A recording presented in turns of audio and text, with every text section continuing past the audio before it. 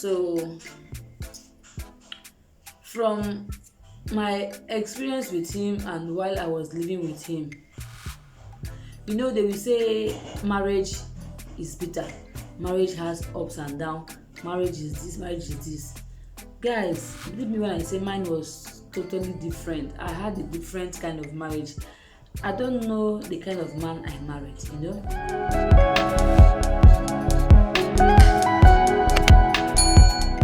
Hey guys, welcome back to my channel. It's your girl Constance.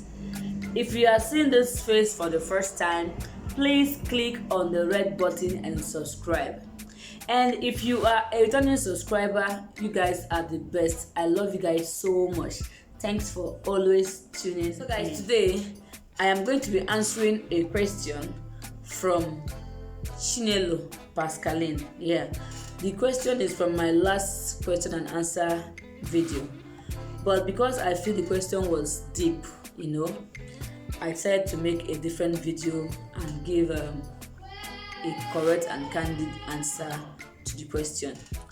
And the question goes like this: being widowed at 31, do I regret getting married to my husband? When I read the question, I felt something very deep in the question, so I decided to give it a proper and perfect answer. So, being married at 31, if I regret getting married to my husband, should I say, I'll start by when I met him or how I met him. First and foremost, while I was in school, in the university, in my 200 level stroke 300 level, that was in 2006 to 2007 December, I met my first boyfriend, in my friend's house in Orifte, and he's also from Orifte.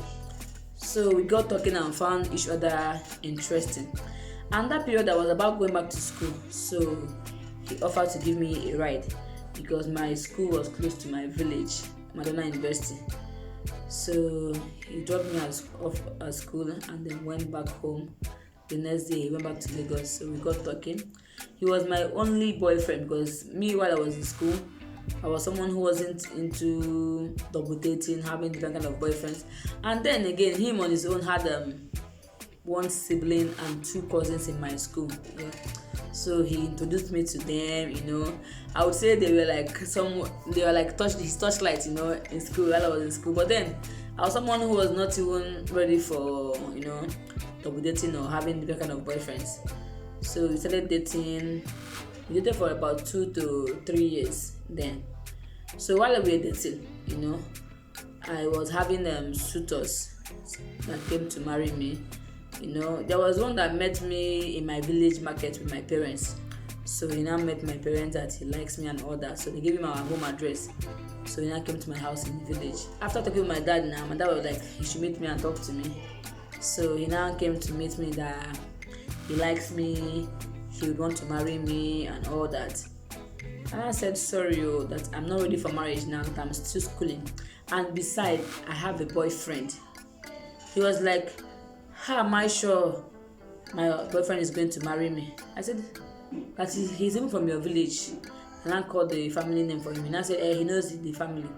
That how am I, that I'm still, I'm no more a baby. How am I sure he's going to marry me? I said, whether he's going to marry me or not, that for now, I am not ready for marriage. And the man was sounding so aggressive, that how am I sure he's going to marry me? That am I a baby? That he said to marry me. The way he was sounding, I was like, okay, whether he's going to marry me or not, I'm not ready for marriage. The way he was sounding so aggressive, I was like, if I marry this man with my mouth, under 1 month, my obituary will be out. So his composure and the manner, should I say attitude towards me, so he now went to meet my dad as I was like that. I said I'm still schooling, I'm not ready for marriage. I'm married, and I said, okay, now you have heard from her. So he now left. And I had another suitor again that came to my school. My school now, Madonna University, when we have visitors, they stay at the gate and your name will be announced. You come to the gate and meet the visitor. So when I had my name now being announced at the gate, I was like, who's coming to meet him? Because I know if my mom or my neighbor does come, they'll call me. So I went to meet him at the gate. So when I came outside the gate, I saw the man. At first I was like, do I know him? And why is he looking for me? The way he was looking so tattered, on iron shirt and trouser, I was very discouraged as why would this kind of person come to look for me, But then again, this thing they say whenever you're going to get married, disguise yourself. Maybe you have Lamborghini at home, you have the highest duplex castle, you now want to disguise yourself so that the woman wouldn't know you are rich and all that. That doesn't go down well with me, My first criteria is dress smart, look good, Whether you have or you don't have, that doesn't concern me, you understand? So when the man was looking with his iron shirt, I was already discouraged that why would this kind of person come to look for me? So I didn't really give him face, While he was talking, I was like, do and start going. He now said that he got my contact from my family member in the village, that he likes me, that he wants to marry me, that he wants us to get to know each other. I said, sorry, sir, I'm still in school. I'm not ready for marriage. So with the kind of reception I gave to him, he knew I was not in any way interested. And he actually came with one packet of gala and 1,000 naira. He gave me and I collected them from him because I was in school and I needed it, so I didn't even waste time collecting the money, So I told him bye-bye. He now left. So then in school, I was very devoted church girl, I was a Chineke child. I'm still a Chineke child, 247, So I was someone who was always going for morning mass in school, Then my cousin actually told my mom when she came to visit us after my school that she's not surprised that God is blessing Constance, that while we were in school, early morning around to 6, the next thing you hear in the stairs is pakam, pakam, pakam.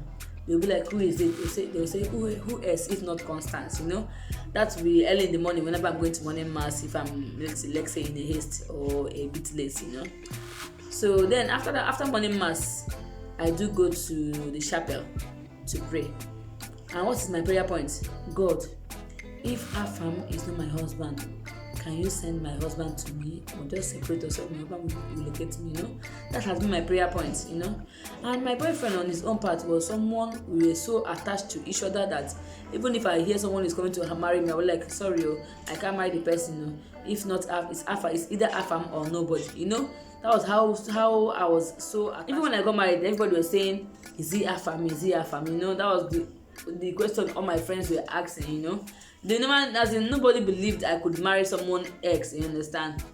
So from my prayer now at the chapel, 2009, early 2009, we had this misunderstanding that involved family members, Somehow, we got separated. We stopped calling each other on the phone. My husband came in, he got my contact from my uncle, my mom's youngest brother.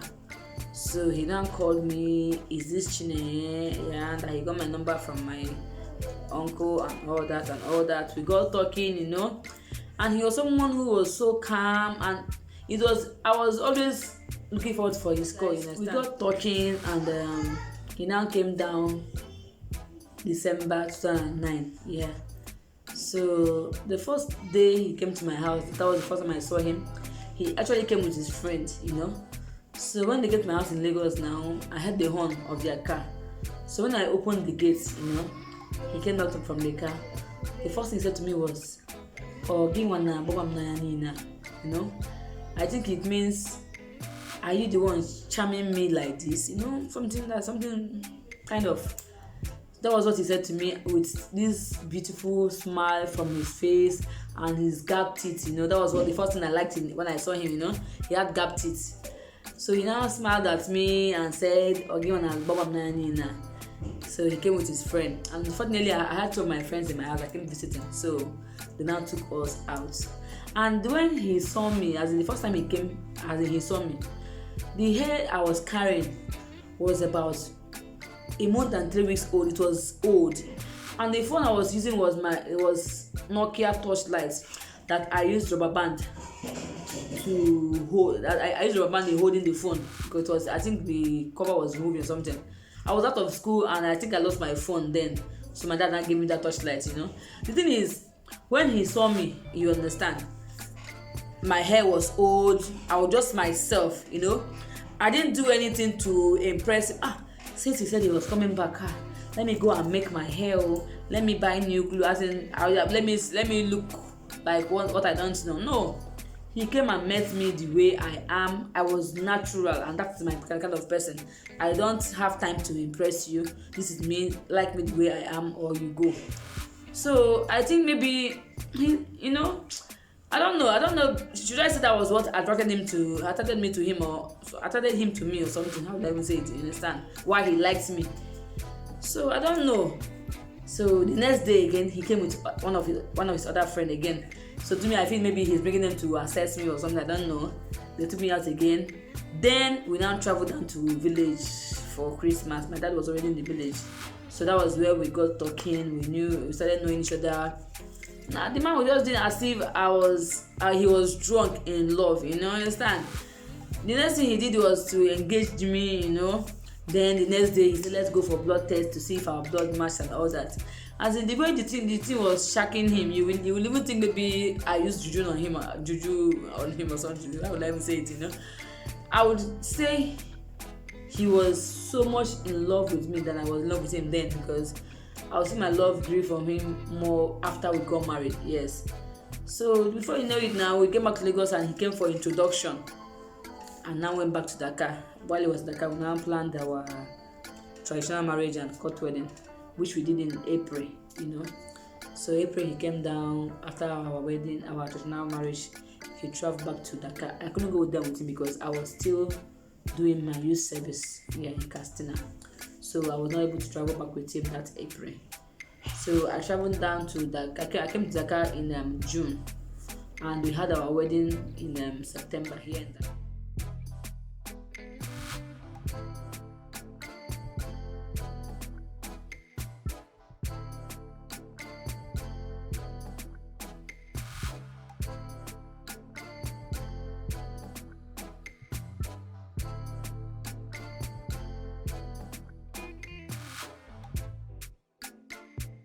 How I met him and how I fell in love with him, you know, when I got married to him and people were asking, is it Afam, you know, nobody knew I was going to leave Afam for anybody. So accepting to marry him, you know, when I came, you know, I followed him to his house. I didn't see any castle in the family house. He didn't come with any Ferrari to marry me or Lamborghini, you know. I just loved him the way he came, the way he is. I just loved his personality, you understand? He was looking so smart, you know. So there were so many things that I loved about him that made me fall in love with him helplessly, you know. You know, when my father died, he became my father, husband, brother, friend. So leaving me behind so soon, it's a pain in my heart that I don't know when it's going to heal. He was a man that allowed me to be me. He allowed me to do what I want, provided I am not misbehaving.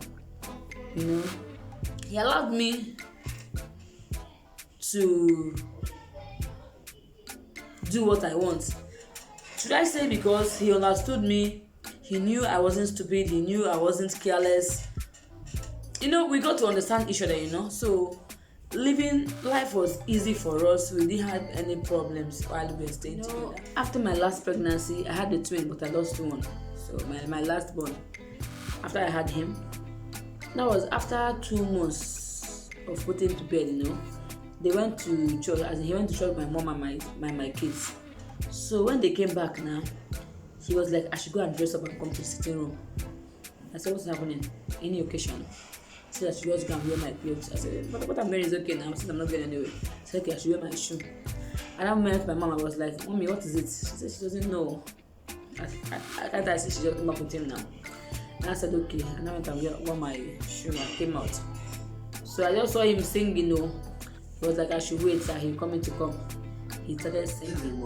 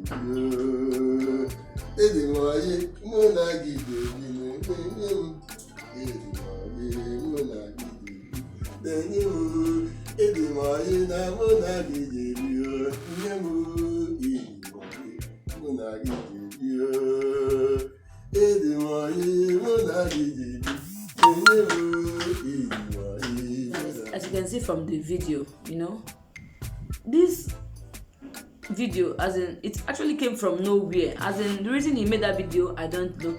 And he actually gave my mom the camera to video while he was singing and dancing.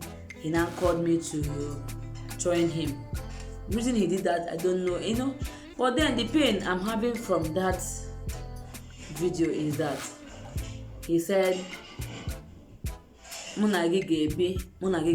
meaning we are going to live together, we are going to grow old together, But here I am today, all alone.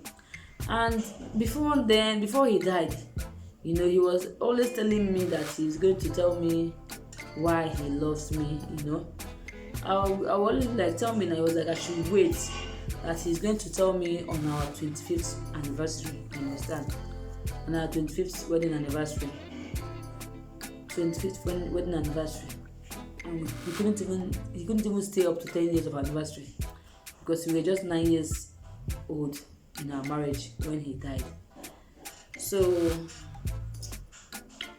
from my experience with him and while I was living with him, they will say marriage is bitter, marriage has ups and downs, marriage is this, marriage is this.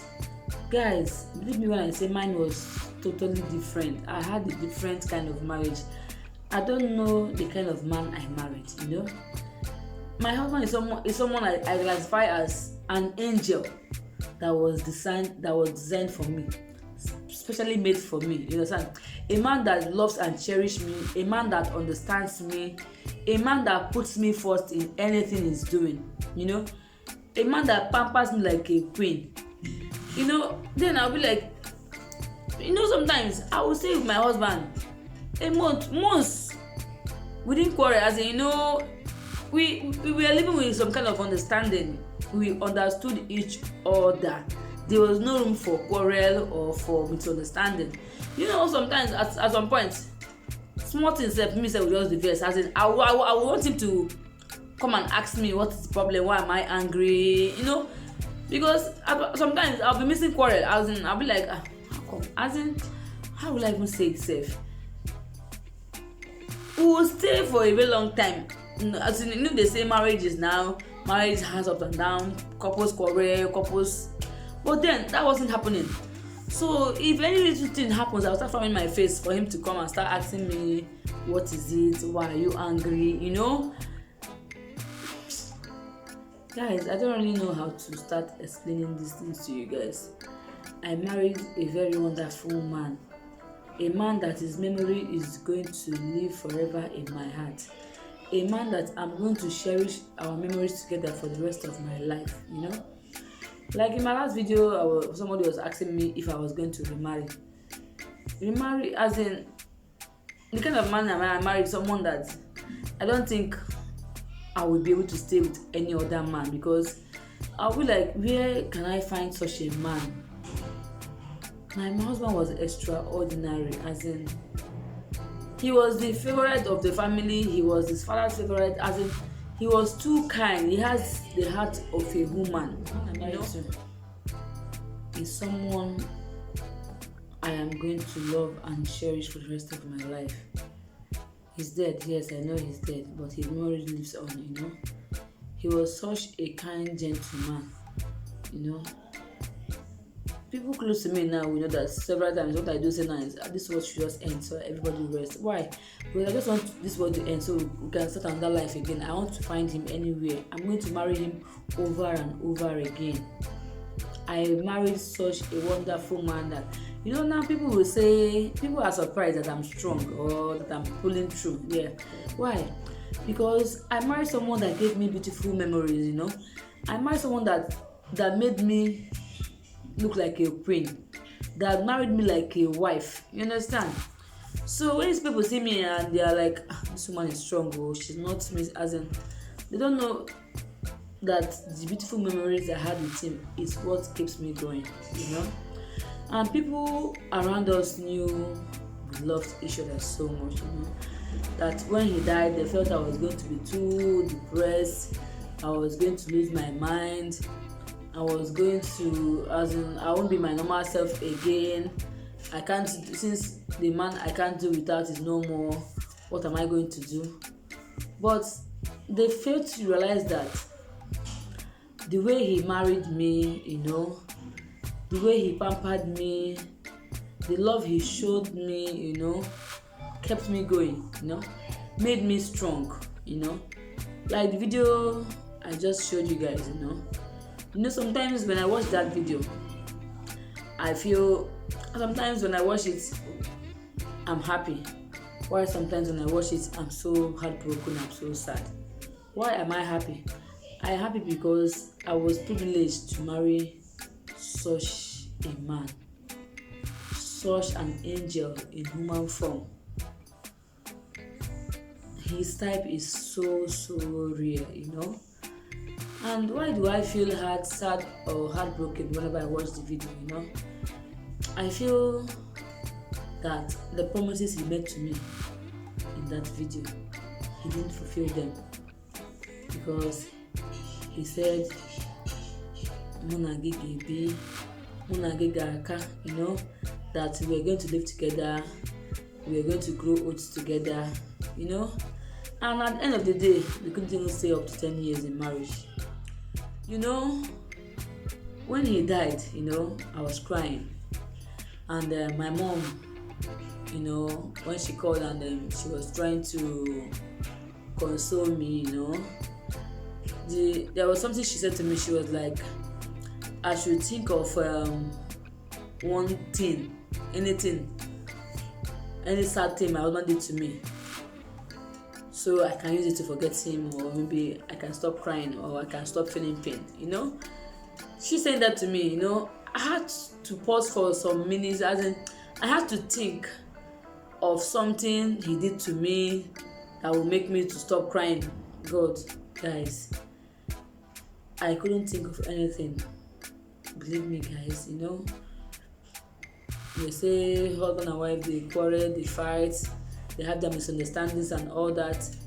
I couldn't think of anything that I would say this is what he did to me that was so painful that would make me to stop crying or to stop. Guys, I couldn't think of anything. I married an angel, you know. I married someone who cherished me, you know. I married an amazing man. I married an extraordinary man, you know. So it's someone I would never ever forget in my entire life, you know. So leaving me all alone, you know, in this world with 5 kids, you know, it's something that has been very difficult for me, you know. Coping has been very difficult, you know. You know, the thing is, there are things people don't really understand between husband and wife, you know. It's not always all about the sex part, you know. You know, having him as a friend, a companion, you know, someone you discuss with, you know, someone you build ideas together, chat together, make plans together, all of a sudden left you all alone. It's really, really, I don't know how to explain it, but guys, believe me when I say it has not really been easy, seriously. But what can I do? I would say it's my fate. I'm living with it. I can't change it.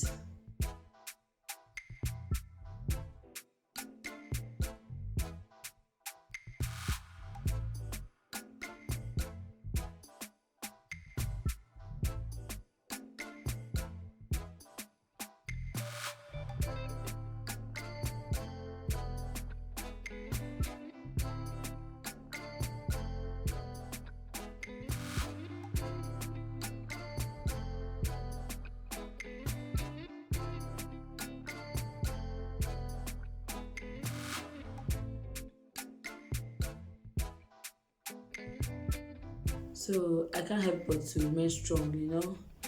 We have 5 children. We don't just have 1 or 2 kids, but 5. So if I am not strong for him and struggle to take care of these kids, how else am I going to pay him for being such an amazing husband to me? So I feel paying him back for being an angel, for being an amazing man, amazing husband to me, is through these children we had together. So I feel by paying him, by taking care of them, it's me paying him back for being such an amazing man. So I try as much as I can to remain strong, to struggle hard, to see that these children, that I give them that future their father always wanted them to have, because my husband was a man who had dreams for the kids, he had aspirations, and he was a record keeper. My husband is someone I'm going to marry over and over again, even if it's just 9 years that we're going to stay together again. As far as he's the one, I am going to marry him.